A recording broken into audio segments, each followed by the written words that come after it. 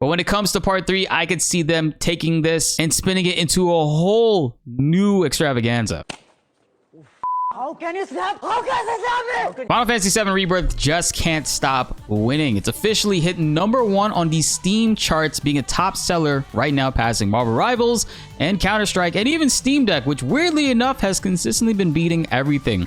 And what makes that even crazier is I'm kind of blocking it, but Final Fantasy 7 Remake Intergrade also cracked its way into the top 10s and is made top number 7, go figure, of all numbers. This is largely due to the fact that the Twin Pack has been a massive success for Square Enix. And honestly, it is the absolute best deal to play the game right now. And I got the best price right here for you guys. Since we're talking about it, we might as well jump into that, right? I mean, FF7 Rebirth right now for $41 on Instant Gaming. You can check out the link down below in the comments. We also got the Twin Pack for $58. It's both games, over 200 hours of playtime, for $58.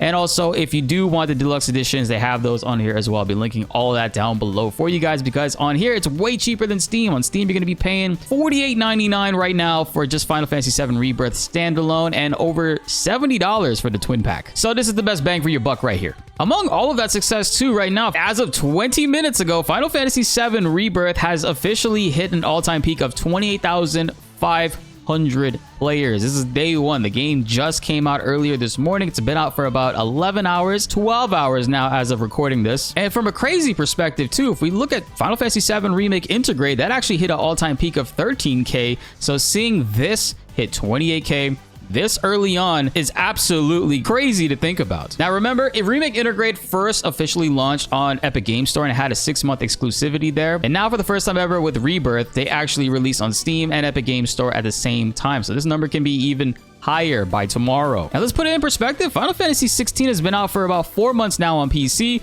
and that actually had an all-time peak of 27,000. So Rebirth is leading it in there. And then we look at the other PC release for Final Fantasy 15, which was a big deal when that officially first came out, and it's at a 29,000 peak, which again, Final Fantasy 7 Rebirth is not that far away from approaching, and I think it very well will hit those numbers. So all major W's for the Square Enix team. And of course, with Rebirth being on PC, the main thing we're all talking about, and a lot of people have been asking, when can we expect mods? Well, sure enough, modders are already hard at work. Shout out to Ninja Grind for shouting this out, but Free Cam is officially available in the new updated Final Fantasy 7 Hook mod that actually got an update for Rebirth specifically, and it's built into it. So basically, the Hook launcher, which allowed us to mod and customize certain aspects of Final Fantasy 7 Remake and customize it to the point where it ran really good on a lot of people's rigs, because by default it didn't.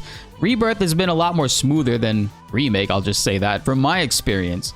But if we scroll down right here for the Hook, they actually just updated it today, about 3 hours ago, and it's already in its beta 4, where the beta 1 and 2 was the console unlock made for Rebirth, and they did a beta 3 allowing you to customize the engine INI, which adjusts the UE4 consoles and graphics, the way that you can allocate VRAM to work with the game. And then we got beta 4, which added support for the Epic Games Store version. So yo, shout outs to the modders, man. Emus going ham today. This is the first and the very beginning, so very soon, guys, as soon as probably tomorrow morning, we'll start to see some mods being made or hopefully ported over to Final Fantasy 7 Rebirth. And with the game launching today, we got a lot of cool interviews from the directors that have some really dope info that I can't wait to talk about with you guys. Shout outs to our friends at Shinra Art Department and Genki on Twitter for bringing us these translated interviews in a very swift way. But Hamaguchi said that he heard a ton of players want them to leave the slapping minigame in from the original FF7 game. So for those that don't know, at a later portion of the game, on the Junon canon, Tifa and Scarlet duke it out in a very funny slap fight, which aged oh so well. Ah, damn it.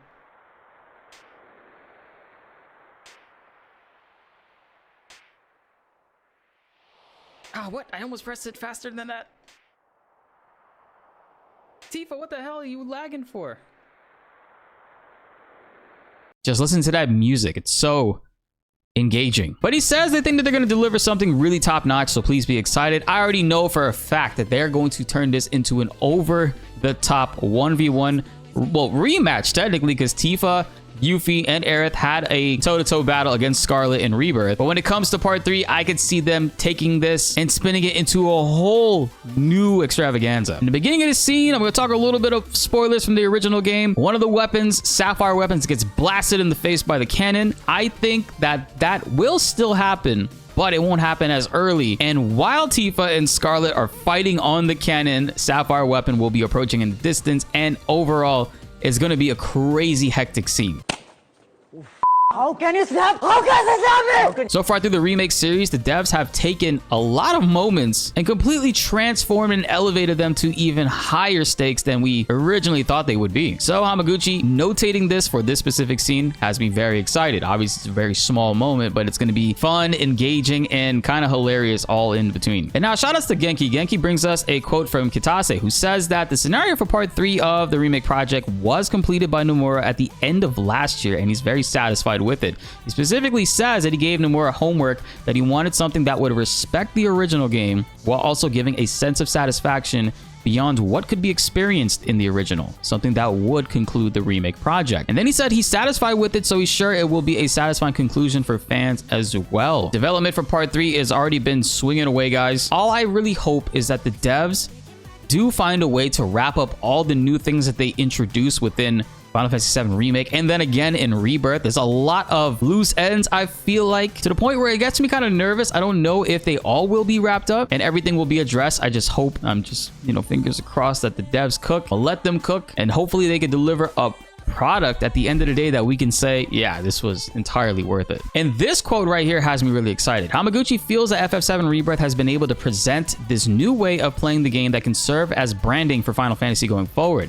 So he's really determined to not let all the skills and experience that they have accumulated end here, but carry them forward into the series when new iterations and new Final Fantasies are within development, which I really do appreciate. Not necessarily just because of the open world implementation, but the amount of things that you have to do within the world. Now, of course, there are some criticisms of the way that side missions have been implemented and how some people feel that it's not as engaging to have very good equipment, accessories, and stuff tied behind said mini games that are, at the end of the day, totally optional, but you do have to do if you want to unlock them. I personally, as a gamer, as a fan, and someone who really enjoys these characters in this story, I love the amount of content that we got with it. I think that it's really fantastic to have a video game that lets us interact with these characters in this way. We're talking legacy characters, between the relationships of all of them. So many people and generations have grown up with this story and the characters. So being able to interact with each other and develop even more relationships, play mini games, and even do mundane tasks, but it being really fun because it's involving them. You hear it all the time, guys, but Cloud could be folding laundry on a very basic normal day, and I would still really enjoy the journey between that. But this actually brings us into another really good point here that Hamaguchi says, and I know a lot of people have already been pausing and typing comments as I was just talking about that previous thing, but Hamaguchi says they have no plans at all to significantly cut down on the number of minigames in the third part of the trilogy. Hold on. What he said before is that he's not going to be implementing them in the same way they did in Rebirth, that they're going to be making some changes to how they go about that. He also says, because remember, this was a quote a couple days ago, actually maybe a little over a week, he says was misinterpreted a little bit.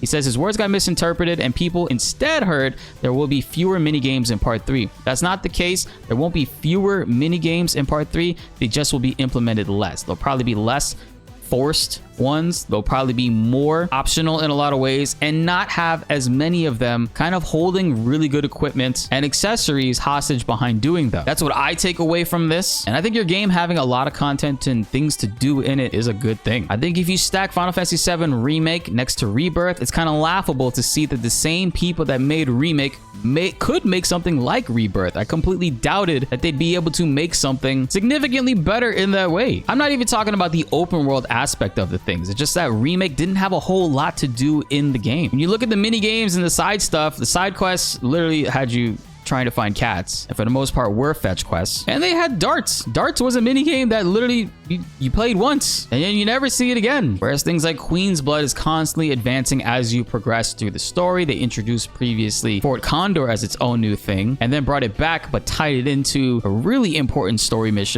side mission that is. So I think this is very exciting news. Between them wanting to make Final Fantasy VII Rebirth a staple, or at least the gold standard to aim for going forward for Final Fantasy games, it makes a lot of sense. Look at the amount of awards and accolades it won. It's the highest reviewed game in the series in over 20 years. There's definitely been some issues over the years with the development of previous Final Fantasies, of course. There's a lot of criticisms to go around, but you can't argue that Final Fantasy VII Rebirth definitely captured what the series has been missing for quite a long time. A lot of people, including myself, are eating good with this one, and we will continue to in the next titles, whatever those are, whenever those come out. And this is perhaps one of the most interesting things that I've heard, because it kind of ties back into something that was said previously, right? So Hamaguchi says he can't give a detailed answer right now, but they're aiming to create more chances for players to experience Final Fantasy VII's franchise, as Kitase has also stated this year in those following that they're brainstorming ways to introduce 7 to a new fan base. You can expect more developments on that front, so please look forward to it.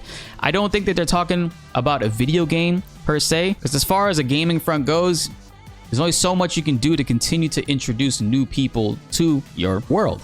I think the next form of media that they might be talking about is film or anime adaptations, which they loosely mentioned before, talking about how there has been some ideas and inquiries about respecting the Final Fantasy VII story, but in a new form of media, whether that be anime adaptation, CGI, or live action. There's been no confirmation on that whatsoever, but this comment here clearly indicates to me that they're very much considering all of that. And I think it's very important. Look at gaming franchises like Cyberpunk, Fallout, and League of Legends, all really popular IPs, of course, and have a very big following, but it exploded in so many new ways and brought on a whole bunch of new fans when they started to embrace other forms of media to introduce their game in that way. All that matters at the end of the day is that it's properly executed and well done. I just hope Square Enix looks at it and takes it more seriously going forward, because now they see the power and the potential of PC and releasing their game on PC simultaneously, and they've been talking about how this has to be a standard that they're aiming for going forward. I only hope they continue that into whatever media it is they decide to take this game into. And finally, this last comment takes me back in a lot of ways. So let's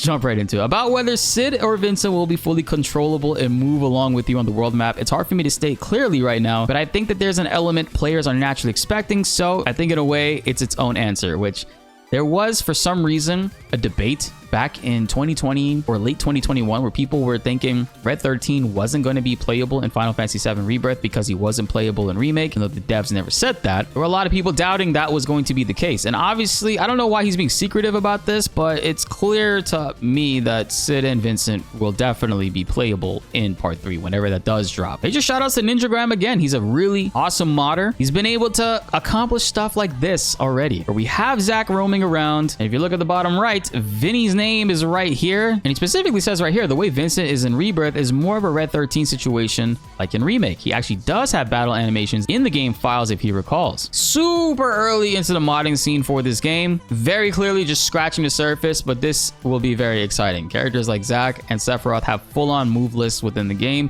so I don't doubt that we'll be able to eventually unlock them and roam around and create funny team comps with them. But Vincent, I'm very intrigued to see just how deep that can actually go. With Red 13, it was very bare bones. He had a very minimal attack animation. It's literally day one, guys. It's only been 11 hours since the game has been out, so things are just now getting started. So who knows, within a year from now, the modding scene is going to be hella developed.